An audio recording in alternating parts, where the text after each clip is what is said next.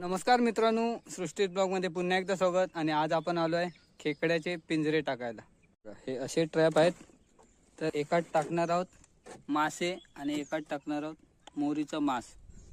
तर हा आपला एक ट्रॅप इथे टाकूया, आपला दुसरा ट्रॅप इथे टाकूया. तर मित्रांनो, आपण सकाळी ट्रॅप टाकलेले ते आपण आता जवळजवळ 2-3 तासानंतर उचलू केलो. तर बघूया, आपण पहिलं ट्रॅप उचलूया. चला. मस्त. आपल्या पहिल्या ट्रॅप मध्ये आपल्या भेटल्यात 1 2 3 4 5 6 7 कुर्ले भेटले.